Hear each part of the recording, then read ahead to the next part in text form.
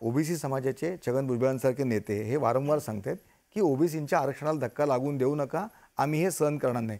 साहजिक आहे, एक समाज जेव्हा अशा प्रकारे आरक्षण मागतोय, बरं तुम्ही जेव्हा कुणबी सर्टिफिकेट घेऊन ओबीसीच्या कोट्यामध्ये जाणार तेव्हा निश्चितच धक्का लागणार आहे. मराठा आणि कुणबी एकच आहे, कुणबी आणि मराठा एकच आहे, अशा अनेक नोंदी आहेत. तर म्हणूनच त्या नोंदी सापडतात. जे कुणबी आहेत त्यांना कुणबी सर्टिफिकेट दिलं जाते, नियमाने मिळालं पाहिजे आणि त्यांचा तो अधिकार आहे आणि त्यांना ओबीसी आरक्षणामधून त्यांना मिळालं पाहिजे. म्हणून उलट पक्षी ज्यांना कुणबी सर्टिफिकेट मिळायला उशीर झाला ते इतके वर्ष आरक्षणापासून वंचित राहिले की वंचित राहिलेच नाही. आता जर त्यांना मिळत असेल तर चांगली बाब आहे. सगळे मराठ्यांनी केवळ कुणबीचा कुठला तरी आपला सगळे सोयरे म्हणून कुणबी दाखला घ्यायचा आणि आपणही कुणबी आहे दाखवून कुणबी होऊन ओबीसी होऊन आरक्षण मिळवायचं. त्याला काही ते नियमावली आहे ना, ते काय सगळे सोयरे म्हटलं आणि आपोआप मिळालं असं होऊ शकणार नाही. त्याला सुद्धा काहीतरी प्रोसेस आणि ते परत तुमच्या जात पडताळणी टिकणं गरजेचं आहे. पुढं त्या फॉर्मॅटमध्ये जावं लागेल ना.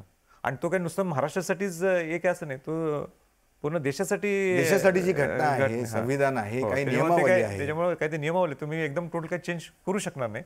तर जे देशाचे नियम आहेत, जे राज्याचे नियम आहेत ते तुम्हाला लागू राहणार. सगळे सोयरे म्हटलं, आपली सोयरीक जिथे होते त्याच्यामध्ये आपल्या आईकडचे आपल्या वडिलांकडचे दोन्हीकडचे नातेवाईक असतात.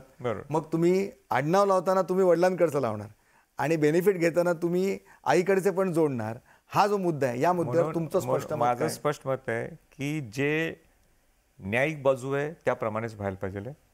न्यायिक आणि भावना ह्याचा समतोल साधून आपण समाजाला काय देऊ शकतो हा अँगल डोळ्यासमोर ठेवून सरकारने मुवमेंट करावी.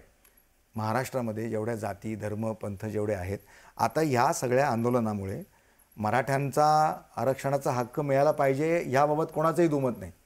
पण त्याचबरोबर इतर विशेषतः धनगर समाज आहे, आणखी इतर बहुजन समाज आहे, हे कुठेतरी डिस्टर्ब होत आहेत का? मी तसं शिवशाहूंचा वंशज आहे, त्याच्यामुळे माझी जबाबदारी आहे की सगळ्या समाजातल्या लोकांना घेऊन जाणं.